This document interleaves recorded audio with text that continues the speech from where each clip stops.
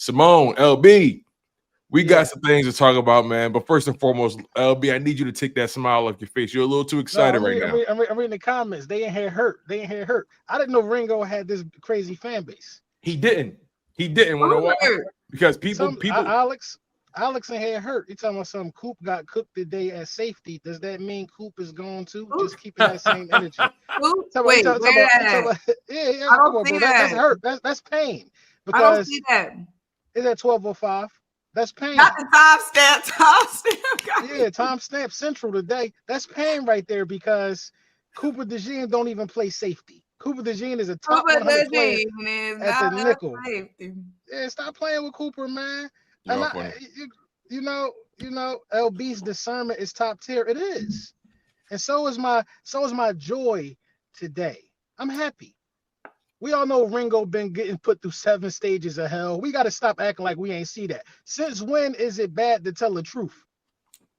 Since when is it bad to tell the truth? If somebody is getting walked religiously, pass interference, ain't that our obligation to tell the truth here? Yeah.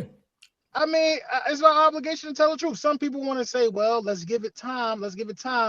Time mean about week 5. You know the type of people we play week 5? But before we get to week 5, no, we don't got time to give it time. I like the move, man. So are you good with Howie again? Yeah, because we did something. Okay. He did something. And it's the thing, it might not even work out, but he did something. Bringing in a 24-year-old with 4.3 speed, who had, first of all, JB, that's his name now. First of all, JB, Black boy, yeah, JB. Black boy JB. You know what I mean? Island boy JB. He go about to put stuff on the island. We got a bay in the island now. First of all, if you look at his film, Kelee Ringo don't got that film.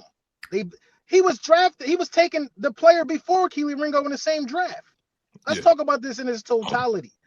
Kelee Ringo, he was 104. He was 104. Kelee was 105. That's poetic. You see what I'm saying? He don't got the same film that Kelee Ringo got, and I'll explain. When you look at some of Kelee Ringo highlights, his film, his good plays, you know what I mean, at the outside corner position, it's in the preseason. It's probably 1 or 2 here and there in the regular season in meaningful minutes. This dude got pass breakups on Jamar Chase, JB, Black Boy JB. He got pass breakups on Jamar Chase. He got pass breakups on George Pickens. Damn near locked him down when he was matched up with him. Mm-hmm. You know what I mean? He got some crazy stats that Tone will pull up right now from guys that got 450 snaps or more. You know what I'm saying? He's up there. He has turned into an elite corner right before our eyes, but he just was on the Raiders. He was on the Raiders. So, go ahead. So this is what we can do, right? Because LB definitely just start going crazy, man. My man just got, he ain't been here 24 hours. LB waxing poetic, but I like it though. I like the energy because here's the thing. The Philadelphia Eagles, they ultimately traded defensive tackle Thomas Booker IV for cornerback Jakorian Bennett with the Raiders, right? And first and foremost, I got to say, at first I was a little upset because I'm like, damn, I like Thomas Booker. That's a player I like, and that's a player I think is talented. But he's going to have an opportunity to get some real reps with the Raiders because they moved on from Christian Wilkins, Freaky Zeke. Right. They moved on from him. And now Thomas Booker's going to have a real opportunity to get some real high-quality reps, and maybe he can earn himself a long-term contract elsewhere. So Thomas Booker IV, although I want him here, and I liked him in this room, Thomas Booker is in a situation where he could definitely take his career to another level. So shout out to Thomas Booker. The move says a few things, right? The move says a few things in my opinion. But you already brought up the fact that the Eagles drafted Ringo 1 pick behind Jakorian Bennett, right? Uh-huh. So Jakorian Bennett was right there on the radar for the Philadelphia Eagles at cornerback because they chose cornerback right after he went. So he is clearly somebody that they've looked at, somebody that's been on their radar for a little while. So it tells me that. It also tells me that the Eagles are much higher on their defensive tackle group than maybe people thought as far as the depth and the talent. Because you traded one of your high-quality depth pieces in Thomas Booker IV for this cornerback. who is very talented, by the way. Like LB said, we're going to get more into the weeds about that. But it speaks volumes about how he feels about Howie Roseman, that is. It speaks volumes about how he feels about the group. You got Jalen Carter, you got Jordan Davis, you got Moro Ojomo. Now you have Gabe Hall, right, who the Eagles are high on. Byron Young, who I've been high on, right? You also got Ty Robinson, a young guy who's probably going to be your DT4, right? Probably going to be rotating in and out with Moro Ojomo, Jalen Carter, and Jordan Davis, so on and so forth. Ty Robinson may be that backup nose tackle, but because that's the role Thomas Booker filled. Nonetheless, though, that's two things it says. So it says that they've been looking at him for a while because of the draft standing, the D tackle room, they're high on that room. But also the third thing it tells me is this cornerback 2 competition that we've been waxing poetic about, they have not been impressed with it. They've not been impressed with what Adoree Jackson's been doing. They haven't been impressed with what Kelee Ringo's doing. Vic Fangio said in his press conference yesterday that no one has clearly separated themselves in that competition. That speaks volumes, right? He says that he likes where they are, but the fact that no one has truly created distance means that they're clearly not where they want them to be as a group. And then I think they threw Eli Rick's name in there as well. So Eli Ricks is in a conversation a little bit. We'll see what that means. But them bringing in Jakorian and Bennett clearly states that they're not fully satisfied with the way that competition is going. So, Symone, I'm curious to know what you think about the move itself, because, you know, we can listen to what they say, but their moves tell the true story. Yeah, I'm just glad we got it done before the preseason game, giving Jakorian more time, more reps to get comfortable. And like you said, it's crazy that he was the pick right before Kelee, like, because all of Howie's moves is calculated. Like, we talking about Jair Alexander, we talking about Jalen Ramsey, like, but Howie had his eye on Jakorian if stuff didn't work out, because that was a guy they had already been looking at. That's a guy he's been wanting. That's a guy, Christian Parker probably been scouting. So I just love how everything they do is calculated. It's not just going and getting a certain name or going and getting somebody who's available. Like, they probably had their eye on Jakorian if she didn't go right. But yeah, I'm feeling the same type of way about Thomas Booker. He was becoming a fan favorite, very good, triple platinum on, Eagles TikTok, a Hall of Famer on the mini mic, you know what I mean? Like, great personality. But yeah, we've been talking, like, this defensive tackle group has been one of the biggest, like, shining points from camp. So we knew we had a good group. Like, yesterday, Gabe Hall shining, making plays, Moro Ojomo being the star at camp. So we've seen that this defensive tackle group is ready, can go. So unfortunately for Thomas Booker, he was the odd man out in a competitive group. But I feel like overall we're gonna be fine. We had to trade somebody who had some value. Like, they wasn't just gonna take anybody, you know what I mean? They wanted somebody with some value. And Thomas Booker had that. But I'm excited. I'm really excited about Jakorian. He one of them. I think he's going to be great with us, a great addition to us. The D tackle room, though, if you want to be for real, man, it's only probably about 3 of them guys that's going to be able to sustain the contract extension. You know what I mean? Like, you really keeping these guys. Go ahead. What'd you say, Tom? Oh, no, I was about to say, when you say sustain the contract extension, what do you mean by that? It's only about 3. It's only about 3 of them guys who are extendable. From a logistical standpoint, from a financial standpoint, you can't extend the whole DT room. So the odd man out is always going to be moved. You know what I mean? Jordan Davis, Jalen Carter, Moro Ojomo, those 3 guys might get a contract extension. You know what I'm saying? But Moro Ojomo might want to test the market with the way he's been playing lately. Ty Robinson is on a rookie deal, so you don't got to worry about that from him right now. We got too many good players at the defensive tackle position, so it only made sense to cut the corners there. Yeah. I think Howie Roseman was extremely calculated in this particular draft, because this shows me that we pay attention to the league. Oh, Christian Wilkinson's gone. They got a shortage there. Let me use their shortage against them to get what I need that I have a shortage in. You see what I'm saying? He couldn't really go for anything like, I think the Dolphins, like, they lost a cornerback. You know what I mean? So the Dolphins will have to do the same thing. They will have to look for somewhere where there's a shortage to fill that cornerback spot, where they have more than enough resources at. We have more than enough resources at defensive tackle. We would never trade with the Dallas Cowboys, though, because they need defensive tackles as well. You know what I'm saying? So he went outside of the division, outside of the conference. Very, very calculated move by Howie Very good point. Roseman.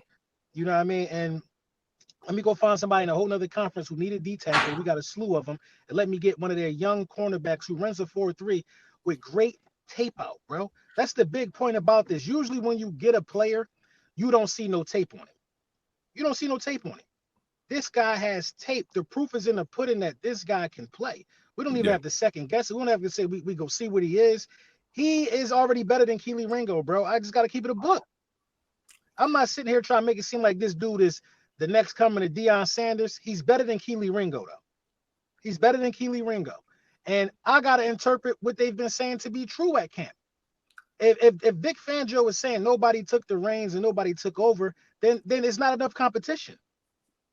I think even though I'm pulling for Kelee Ringo, but I'm pulling for Kelee Ringo for a very specific reason. I'll explain that later, but I think you bring up a very good point. If no one is clearly separating themselves, I need more competition here. I need somebody to push somebody. I need somebody to be able to separate.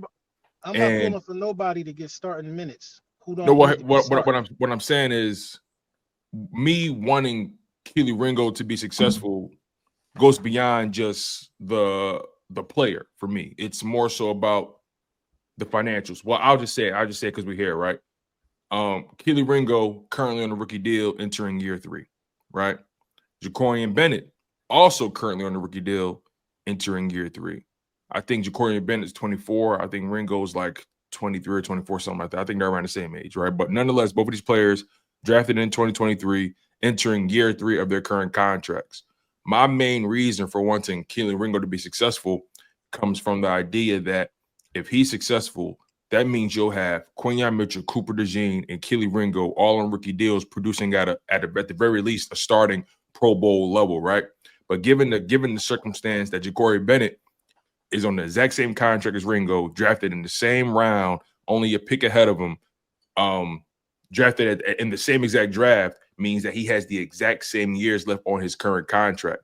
So what I'm trying to say is, regardless if it's Ringo, regardless if it's JB, my wanting for said player to be successful still stands, because even if it's JB, even if it's Ringo, the rookie deals make it more flexible for the Philadelphia Eagles to pay guys surrounding them, right? Because my whole position was I want to have a young, productive, cheap defense, if that makes sense.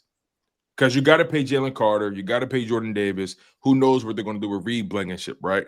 Nolan Smith contract's coming up. We all know Quinyon and Coop and JC, they could probably be your most expensive guys on the defensive side. So my whole mindset is, can I get high-level production from young players on rookie deals? How long can I sustain that? This is the perfect move, in my opinion, for Jakorian Bennett, because you got him 2 years at the very least cost control, instead of trying to sign a veteran who's probably going to demand more money on a yearly basis, and there's no real development that can happen there. So I just feel like Jakorian Bennett and Kelee Ringo, I want them to win for the exact same reason, and that reason goes beyond them as people or as players. It goes towards the financials and the economics of the position itself. That's always been my position with Ringo.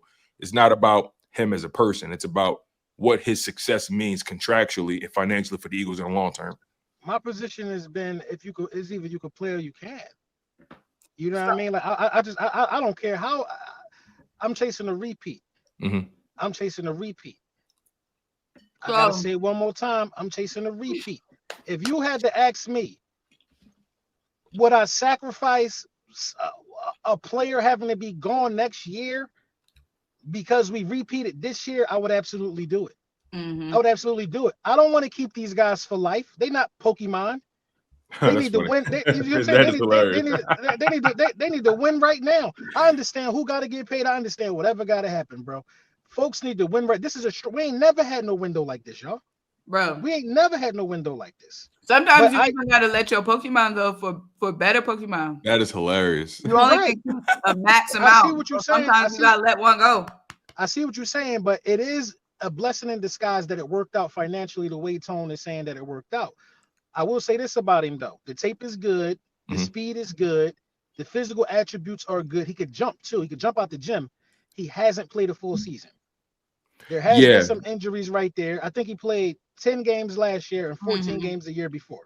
So he played 24 games. Yeah, he's played 24 games. He started in 11. Last year he was a more consistent starter, but to your point, the injury, he went on season-ending IR with the shoulder. So to people who feel like why would they get rid of a player of this caliber as far as talent? There has to be something wrong with him. Well, the thing that's been going on is the injury history, and clearly, what I've been hearing is Pete Carroll prefers his corner to have a little bit more size to him. Yeah, but regardless, though, I think 5'11" on this defense in particular, 5'11", 195, the way Vic Fangio deploys his corners and so on and so forth, I think that can work. And to add more credence to the fact that he's here to stimulate more competition at the CB2 spot, because I heard some people try to say, "Oh, no, he's going in the slot." I'm like, slow down, y'all. Slow down. You got to do your due diligence. He's an outside corner. He's an outside corner. He's in his 2-year NFL career, he's played 712 snaps at the outside corner spot and only 28 snaps in the slot. And even in college, 3 seasons at Maryland, he's played over 1,200 snaps on the outside and only 220 snaps in the slot. So this guy is an outside corner. You want to know what makes this move that much more dangerous? My bad, I didn't mean to cut you off, Symone. That he can cover, and our linebackers can now cover. Like everybody can cover now. Yeah. I'm interested to see how many pass interferences he was called for with them starts. That's what I want to see. Let me see if I can find out. You talking about Bennett, right? Yep. Okay. We talking about Ringo. Ringo wasn't even getting the reps. But that's his. He couldn't get on the field. Bennett I know, but what I'm saying is, like, we talking about, like, I'm not even talking about y'all. I'm talking about in the chat. Like, Ringo didn't even beat Adoree Jackson. Like, Bennett is taking Adoree Jackson's spot. Adoree already took Ringo's spot based off camp. Like, if we being real. Yeah, honestly, bro, anytime they got to take the podium and say Eli Ricks is in the mix. Like, come on, bro. I don't even know where Eli Ricks was at last year. Like, anytime you got to take the podium and say his name is in the mix for a starting cornerback position, you don't have it. That's a weak spot on your defense, bro. So I'm looking here. Let me pull up the career penalties for Jakorian Bennett for you guys. I got it right here. All right, let's see. All right, so these are the career penalties for Jakorian Bennett. Again, he's only been in the league for 2 seasons. He started in 11 games, and he's played in, I believe, what was the number we said? We said it's like 20-something games. I can't remember, but nonetheless, he started in 11 games, and in 2024, he accumulated 3 penalties. 2 of them were declined, though. 1 was accepted. So throughout his entire career, he has 5 accepted penalties. In 2023 and 2024 combined, they got declined here. So if they got declined, I mean, it didn't hurt you, but at the same time, if they got declined, it still happened. It still happened. It still happened. So he had 3 penalties in 2024, 2 pass interference, and 1 holding. Again, granted, he only started in 10 games. He played in 10 games, started in 7 of them in 2024. So depends how you want to look at it. Nonetheless, he's not a penalty machine. But we'll see. We'll see what that looks like going forward. Nonetheless, though, I like the move. I think we're all in agreement that it's a good move. It's a move that helps you. It's a move that clearly indicates that they need more at that CB2 spot in terms of competition. Now, look, we ultimately don't know how it's going to shake out in the end. But the reality is this move directly threatens Kelee Ringo's prospects of winning that role, and it directly threatens Adoree Jackson's prospects of probably making his roster, right? So, and then on top of that, I didn't even get into the Matt McWilliams. I think he makes this roster as well. Yeah. So this CB2 competition, it just got more exciting, more interesting. And Symone, you said something really key as well. They did it early enough where they can get enough reps with the guy competing for the spot. They didn't wait until after the second preseason game or after the third one. They did this before the first one. And likely we don't see him on Thursday because he just got here. But we're definitely going to see him for the second preseason game. That's what I think. I'm weak because LB sent them screenshots to the group chat and nobody responded. Them Kelee Ringo group chat, them Kelee Ringo screenshots. Oh, yeah. Right. No, nobody. I was just making sure y'all was aware. We knew what you was doing. That he was out there getting you know, we saw them same tweets you saw. Okay, I'm making sure because sometimes y'all be busy. You know, we saw them same tweets. I was looking at my phone, so I was like, let me send this to y'all real quick. So y'all can see that the file was getting fat. And this is what people don't understand. They're saying Kelee Ringo was never going to get minutes. He was never going to start over Slay or Rodgers. We know he was never going to start over them. But he didn't even get minutes, bro. For the most part, until somebody got hurt. He didn't even, you know what I mean? There was not even like a package for him.